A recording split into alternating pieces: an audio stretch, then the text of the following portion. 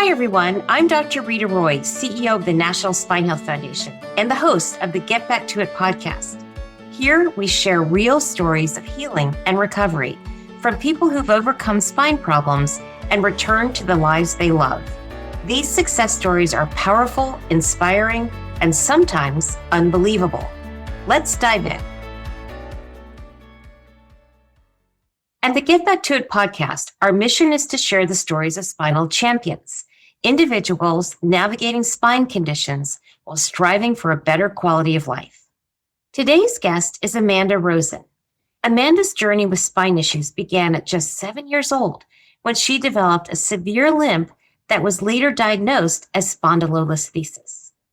Despite living with chronic pain from a young age, Amanda remained incredibly active, eventually becoming a Division I lacrosse player at Rutgers University, and later competing in Ironman races. But in 2016, while training for what she hoped would be a qualifying race for Kona, everything changed. A sudden and severe progression of her condition left her unable to walk and struggling with debilitating pain. After years of pushing through and exploring conservative treatments, Amanda ultimately underwent spinal fusion surgery. What followed was not only a physical recovery, but a transformation in how she understood resilience, identity, and life beyond pain. Her story is one of perseverance, perspective, and reclaiming life on her own terms. Amanda, your story starts incredibly young. You were just 7 years old when you were first diagnosed. Take us back to that time in your childhood. What do you remember about how all of this began? Yeah, well, first, thanks for having me. And yes, so I remember very clearly I'm walking through the hallways in elementary school and I start just dragging my leg, hopping instead of walking because I had severe pain in my hips. And so this is completely uncharacteristic. I was super athletic young kid. And I go to the doctor and they think I have some hip issues and I end up in the hospital for a very long period of time in traction. And it turns out that, after many, many tests, I didn't have a hip problem at all. I had spondylolisthesis and, was given some restrictions of what I can and can't do. I wasn't allowed to dive. I wasn't allowed to do gymnastics. But quite honestly, that didn't matter to me because those weren't sports I was interested in. So, what I heard was I could do anything I wanted to do and, just had to manage moving forward that when I started limping, I needed to rest. And, it was just something I lived with. Yeah, that hospitalization as a kid must have been pretty scary. How did your family and how did you deal with that time?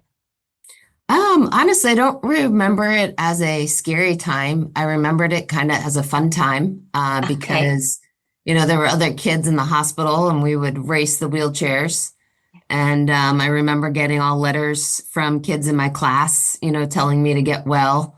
And, it's sort of like when I had I have two girls and, they loved being wrapped up in ace bandages and, they wanted, I think, crutches one year for Christmas. And so, there was a little bit of an attention part there. And Sure. it wasn't too bad.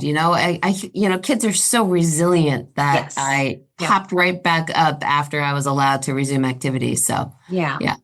Yeah, that's good to hear. And the fact that it didn't seem like it was going to be, life-threatening or debilitating. It was just trying to figure out where this pain was coming from, right? Or the limping. Yes.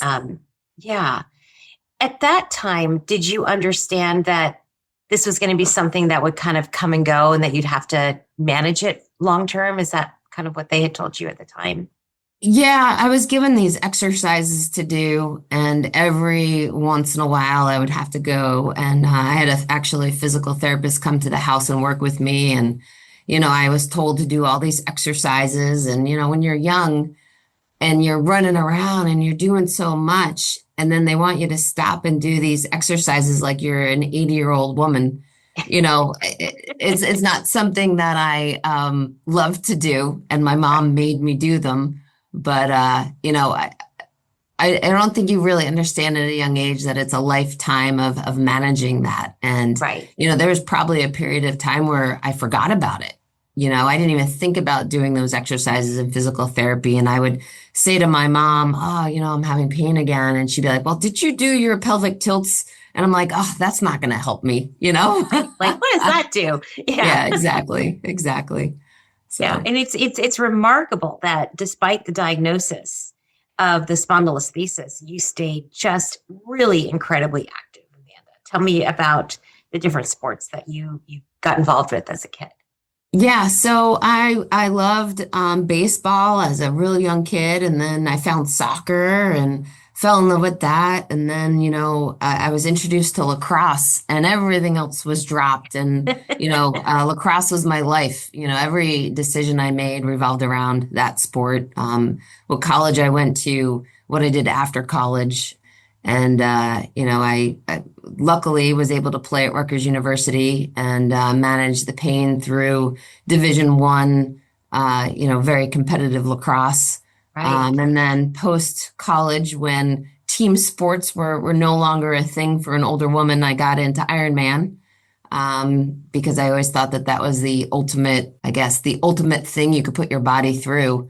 I always thought so highly of those athletes, and I'm like, oh, one day I'd like to be able to do that. And so I got into long distance training, and also some extreme sports like kite surfing and skiing, telemark, going off mountain and doing, Oh my gosh. yeah.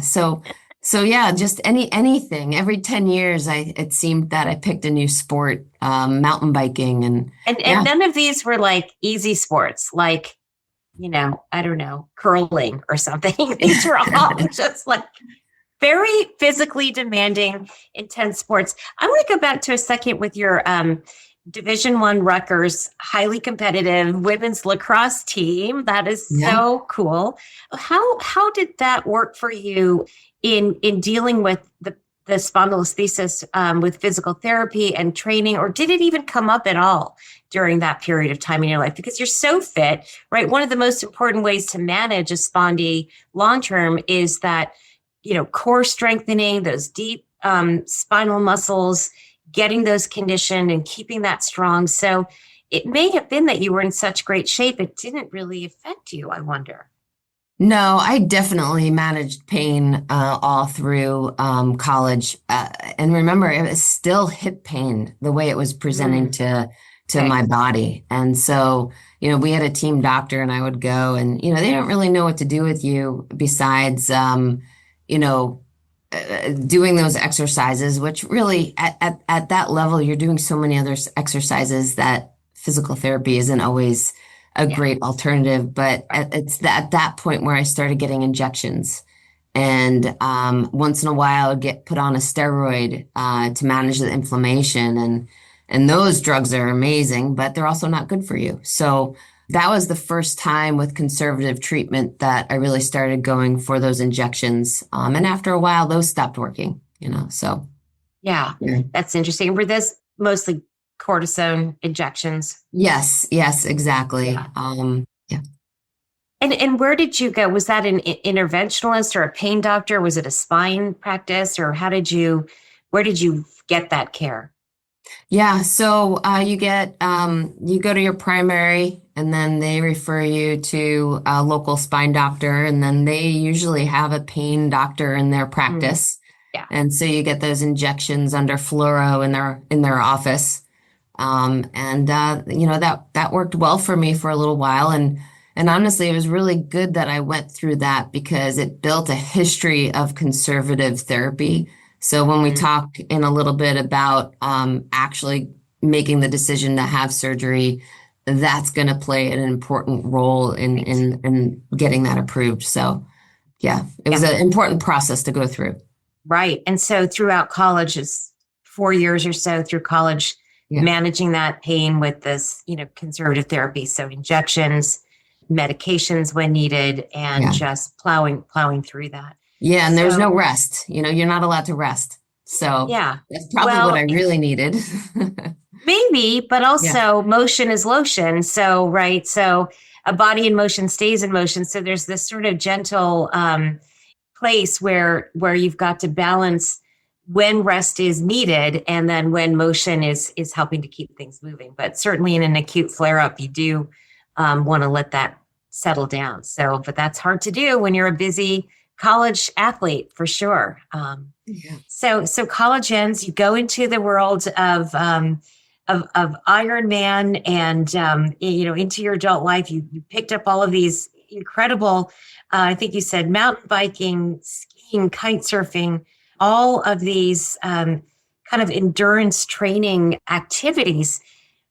Tell us what that meant to you personally, and why were you drawn to these things, and how did you manage those activities?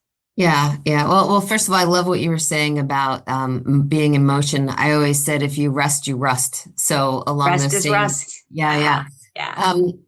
So, to answer your question, like I always try and push myself both, in everything I do, whether it's work or sports or even with like personal life and kids. And, you always strive to be the best that you can. And so what I found was that I was doing all these long distance things. I was doing a long distance swim, and I was training on the bike for a MS bike ride for charity from Boston to Cape Town.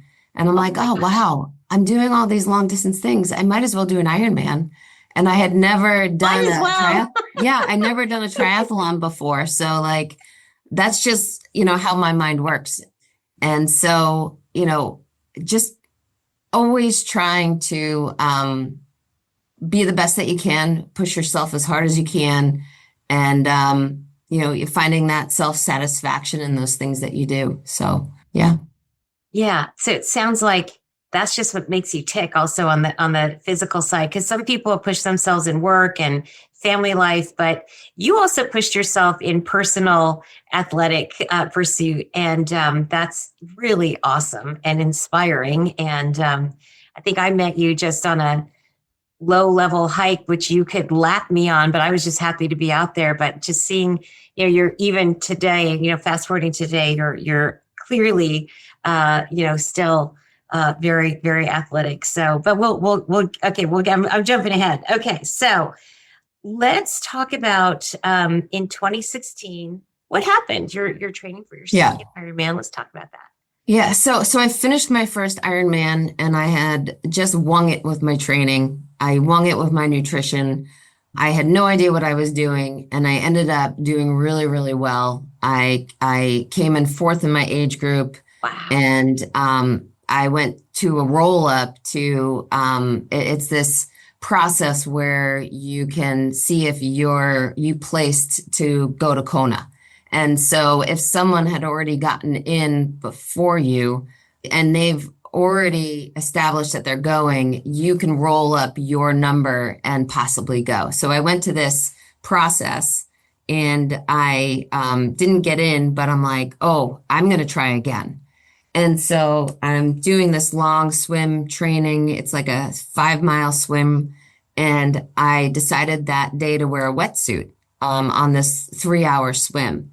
And as I was starting to get out of the water, I realized I couldn't stand up fully. I could only like lean on my knees, or I would have severe pain in my back going down into my legs. And I think what happened was that the wetsuit made me very buoyant in the water. And so I think I fractured my pars during that swim because I was hyperlordotic of like leaning your lower back backwards. And so to make matters worse, I was using this swim race as part of my training program, and I was biking 50 miles afterward across Long Island to Huntington. So from Bayshore to Huntington. And because it didn't hurt when I was leaning over on the bike, it only hurt when I stood up. Right. Yeah, and to make it even worse, we were having a family reunion in Huntington, and I thought it was a great idea to take all the kids, they were like young at the time, and go sleep in a tent outside because my aunt's house was so tiny, and I also thought it'd be really fun for all the cousins and the kids to, be in a tent outside and camp. And Yeah, so that's here I fine. am. Yeah, I'm in terrible pain. I biked 50 miles. I swam, 5 miles. I can't stand up and I'm sleeping in a tent for 3 nights. And my With the body kids. said, yeah, my body said no more. Like this is it. And I stopped training. I pulled out of the race. So yeah. Wow. You say it with a smile on your face. That must have been a big deal. It was a big deal. It was a really big deal. And what was really the defining moment was when after that I went home and the kids wanted to go to, I think we were going to the Native American Museum in Mohegan Sun or near Mohegan Sun. And I had to have the kids get me a wheelchair and push me around because I couldn't walk for more than What? 10 minutes on my own. So I went from being this Ironman athlete in the best shape of my life to not being able to do the dishes or walk for 5 minutes. Oh my gosh. I like jaw drop moment. Like, oh my Yeah. gosh. Wow. I'm can't even imagine. I'm looking at, vibrant, active, healthy, beautiful Amanda. This was 10 years ago. So Yeah. even younger, vibrant, beautiful Amanda, like in a wheelchair. I can't even imagine that I can't visualize that. Wow. Amanda, was it the pain from walking? Was it numbness? What was it? Was it really just the pain? Yeah, so there's back pain, there's radicular pain. When that pain goes down your legs, I was having electric shocks down my Yeah. legs, twisting. So like if I was at the sink and doing dishes and then leaning to load the dishwasher, that would send me over the edge. And what I found at that point then was that I was really difficult to be around.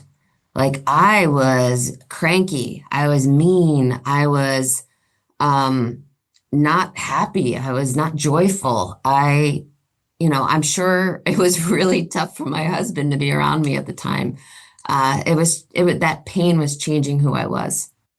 And when you had this moment happen in 2016, you just abruptly stopped your physical activity in that moment. Yeah, yeah, yeah. I couldn't do anything else. Yeah. So what did you think? What did you think you were going to need to do next? I mean, as a person who had spent a lifetime with very high level activity and exercise and that movement, to suddenly stop doing that is it's physically a change for your body, but it's emotionally a Yeah. huge change for you. Yeah. Yeah. Yeah. So in 2008, my second daughter was born, and she was born with transposition of the great vessels, and she needed to have open heart surgery when she was 4 days old. And it was a horrible, traumatic experience to go through. But what it taught me was how lucky are we when we have a major problem and it's fixable. Yes. At the end of the day, I took home a healthy baby girl. And I felt that same way about my problem as, yes, I'm in deep pain. And surgery was never an option for me because I always thought it was last resort. And I was at the point where it was last resort. And I felt comforted knowing that my problem was fixable. I did not have to live with this for the rest of my life. Yeah. Yeah. Yeah. That's amazing. Thank you for sharing that personal and beautiful story about Yeah. your family life, but it really gives you that perspective, the miracles of modern medicine, right? Yeah. It's amazing. It's amazing. And it's amazing. And Amanda, at that time, were you working in healthcare? Yes. So I spent, from, oh gosh, I don't know, when I was 23 to the present time in the medical device industry, actually working in spine. So selling the products for fusion, so the bone grafting products, the screws, the rods. So, as a patient coming into this scenario where, I was always in the room selling the medical devices, and now, a patient gets wheeled into the room, and I know everything that's happening to that patient during the surgery. What instruments are used, what order they're being used in, what the setup is. I knew nothing after they were wheeled out of that room, and that was a really scary place to be in. Yeah. Yeah. So, but that knowledge in this acute setting, in 2016, that knowledge, you had this unique knowledge that there are opportunities to fix this. Yes. Yes. And I know that exists, right? Yeah. But oh my gosh, now I'm going to be one of those people that is on the receiving end. Yeah. Of this. Yeah. So what were your next steps in getting your diagnosis then?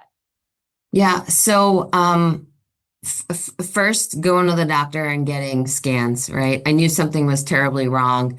And as I mentioned earlier, it was a good thing I went through all that conservative treatment because I had a baseline. I knew that my grade 1 spondy was now a grade 2 spondy. I know that now, I had severe foraminal stenosis where 10 years ago I didn't. I knew that my pars were fractured bilaterally where they weren't before. So having those baselines to compare how you're, that you're getting worse. Yeah, the progression. Yeah, the progression. And so mentally, when I made that decision to finally do something about it, it was absolutely devastating to have my insurance company deny the surgery. What? And yes, they denied it. And I think I spent just days where I wasn't even crying. I just had tears running down my face because when you finally make that decision that you're ready mentally, I couldn't take it one more day. Yeah. So I went through the process. I wrote appeals myself. It ended up getting approved eventually, but I had to write those appeals myself. Yeah. It my gosh. It was awful. Awful. I don't wish that on anybody. Amanda, how did you choose a surgeon to go to? Was it someone that you knew that you had worked with? Is that how you? Yep. Yeah. Yep. I had worked with them professionally. I knew the products that they used and the instruments, and I knew the hospital and the staff. And so I really trusted them. Yeah. Yeah. And even with that, you still got denied. Yeah. Is it because the insurance wanted you to prove conservative care prior to the surgery? Was it that sort of pathway denial? Yeah. So, I don't really know how insurance companies work. I hear rumors that they just deny everything and then you have to appeal. So maybe that was what happened. But I certainly had proven years and years of conservative treatment where it shouldn't have been denied. So, it's unfortunate. That's so hard. The thing that compounds that situation is that not only are you having to struggle through the denial process, but you're in pain while you're going through this, right? You are in probably one of the most vulnerable states of your life. And now you've got to have the wherewithal to fight this fight. Yeah. Wow, that's amazing that you did that. Not only fighting with the insurance company, but then it's also doing all the research of like, all right, what happens on day 1 after surgery or day 0 when I wake up? Am I going to be in pain? What am I going to be allowed to do? What am I not allowed to do? How do I prepare? All those things I didn't know where I knew I had dinner with my surgeon. I knew exactly what instruments were going to be used. I knew exactly where he was going to put the bone graft and how. And I had no idea when I woke up what was going to happen. So that was like just super scary, all that unknown. And there was nothing online. Like I would Google it and something would come up for a total knee. Like there was nothing online. Yeah. I know. And this is where, I just feel like I resonate with you so much, Amanda, because I'm a general surgeon by training and know a lot about, surgery and procedures and, the operating room. And then it came time for me to have a fusion and I knew nothing about what was going to happen to me. Yeah. And I didn't even know about I had an A-lift, but, I just didn't even know what was, I knew nothing about spine and how far spine had come. So, at least you knew like what was going to happen in the operating room to you, but around that, like, what should I do to prepare? What should I expect when I wake up and the next day and the next 2 weeks and the next 6 weeks and and how do I get through that? And yeah, that's what we're here to do. That's what we're here to do. Yep. The patients need resources specific to their procedure. And then, I'm so happy to be here talking with you because it brings light to that need. Yes. Thank you, Amanda. That is what we are here to do. And I'm so thrilled to have you here sharing your story. And I think your story is so fascinating on so many counts, going from being this, sort of top level athlete, managing a pretty serious back condition. And then ultimately, having that progress to a point of requiring surgery, but having the industry insight to know that that's going to get you back to something. But what does that journey look like? Right. And like, I needing more information and needing the support to get there. So it's a really, really interesting journey. And I'm so grateful that we're talking about this today. You had talked about, the 2016 moment, camping moment, and the decision to quit completely the training for Kona. How long did it take you to get your diagnosis and to make the decision to have surgery from that moment when you knew something was wrong and something had to change? What was that time period? Yeah. So it was rather short because I was so debilitated. Right away, probably the day I got home, I called and got an appointment. They got me in right away.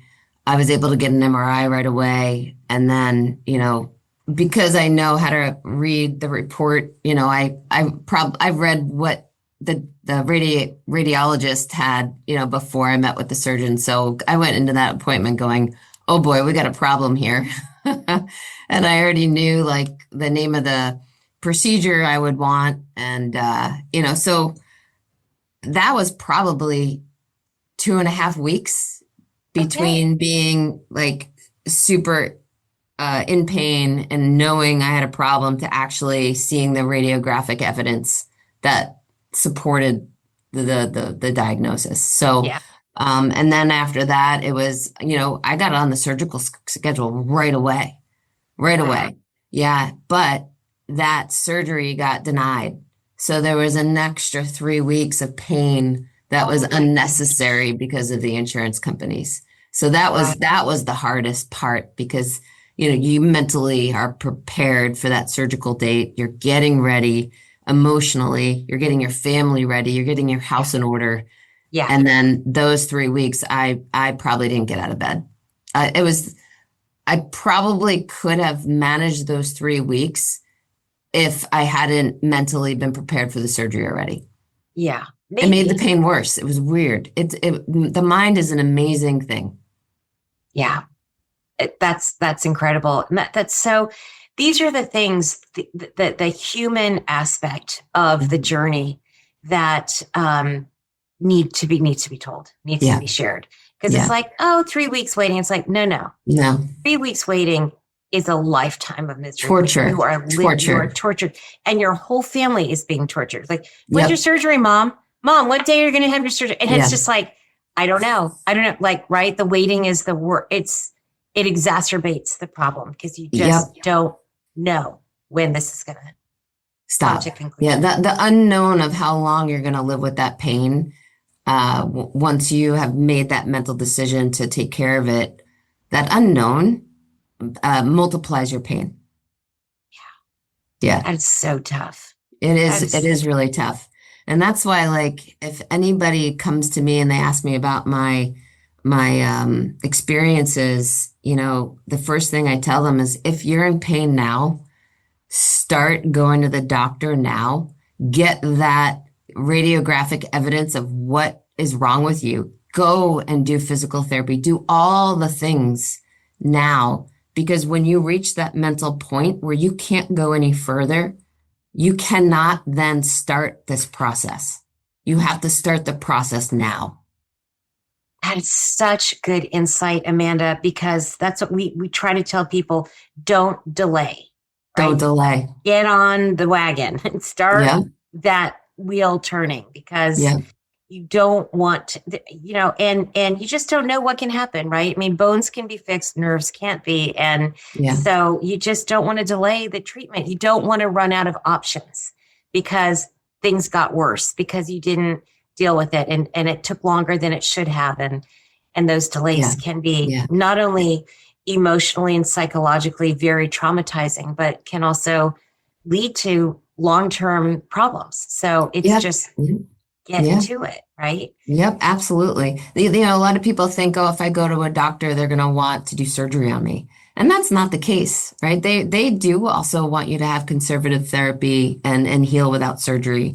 And that physical therapy could actually help you also. So no one should live with pain. Everything could be, not everything, but I mean, a large amount of the pain we're in is fixable. And they shouldn't be afraid to go and start that process. Yeah. It's like one of the things we say here in the foundation: aging is inevitable. Pain doesn't have to be. Yes. Right. I mean, sometimes it is, but a lot of times it doesn't have to be. And so in those cases where it doesn't have to be, fix it, right? Fix it, live your best life. Yeah, for sure. So Amanda, the day came, you had surgery. Tell us what that was like.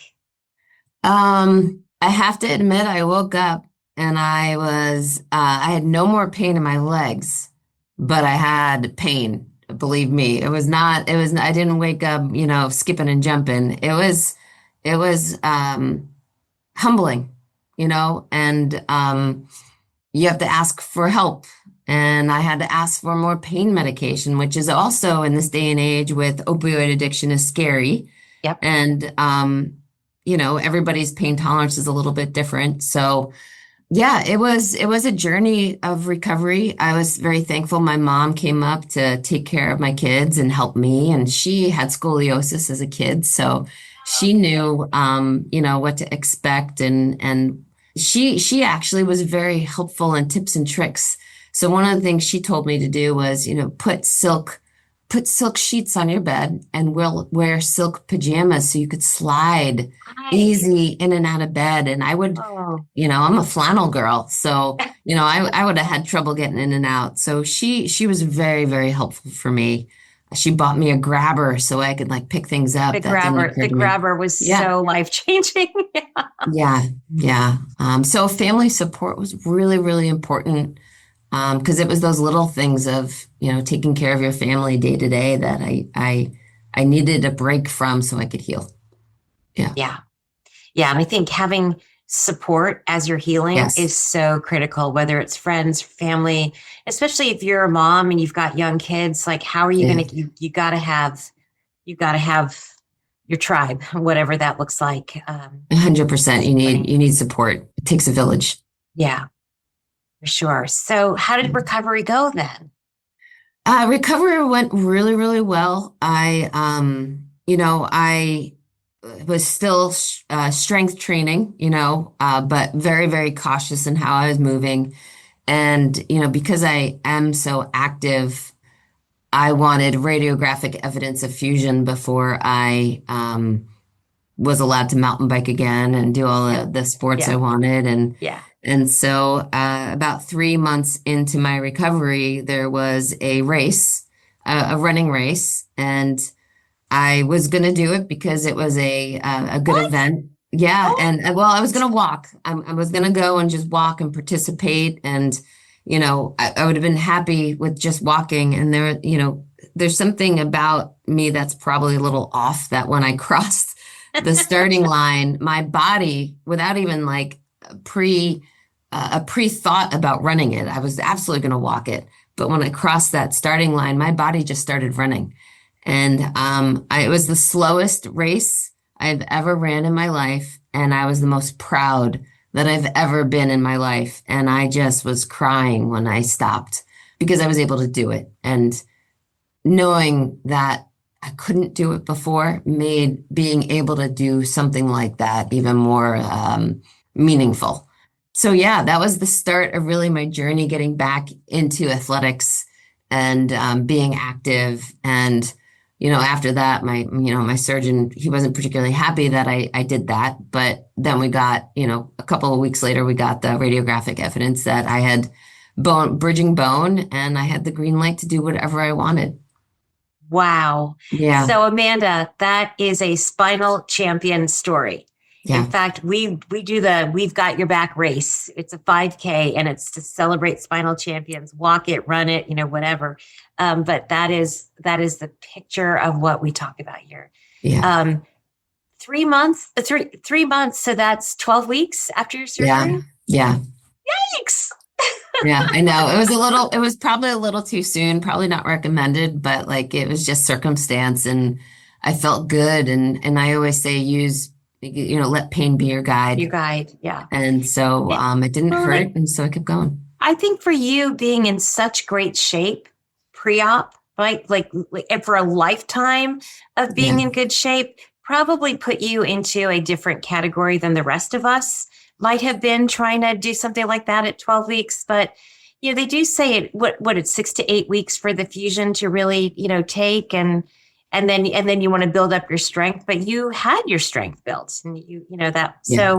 Yeah. So we probably need to do some evidence development around when that time point is for return to, competition or what have you. And that is something that we aspire to do in the foundation, is to really study that, because it's different for everybody, right? I mean, it's different. Everybody's body is different. How we grow bone is different. And there's honestly different products that are out on the market that work faster, right? Speed to fusion is huge. And as someone that wants to return to sport as soon as possible, those are conversations I would have with any doctor of, okay, you can use whatever you want in surgery, but what's going to get me back to my activity the fastest? Right. And now, of course, there's the enhanced recovery after surgery protocols, and lots has happened in the last 10 years, and new products that can make fusion happen faster, and all kinds of things to get us back to life faster, right? And exactly. the downtime. That's what it's about. Yeah. Super exciting. Gosh, that is just absolutely amazing. So Amanda, where are you now? So how many years out from your surgery, and what are you doing now? What does it look like? Yeah, I mean, I'm 10 years out. I have the green light to do any activity I want. I have zero pain. I have not returned back to Ironman training, but that's more of a decision based on busy teenagers and college and all of that. But, my husband and I, we're still extremely active, and I now stay in shape so that when we go on vacation, we could do all the things. So, we went to Iceland to go mountain biking, and nice. We're, go up to Vermont all the time to go biking. And so now it's really just enjoying every aspect of life with my family, and making sure that there's, no restrictions, right? And maintaining that pain-free existence. So, yeah. And so now that you've had the fusion and you're a little bit older, at the L5-S1 level where you are close to the SI joint, are there exercises that you learned as a child that you are doing now as an adult? No. I don't, but I do think, just because I know so much about the human body now, and I would recommend everybody stretching and everybody doing weight training just for longevity, and so your body can function well into your 70s and 80s and 60s. So those are things that I truly believe in doing on an everyday basis, is that strength training and that stretching. That's awesome. Yeah. Do you have any fear or concern that you might one day need to have another surgery because you have this fused segment in your back? Does that come up for you? Yeah, I do think about it.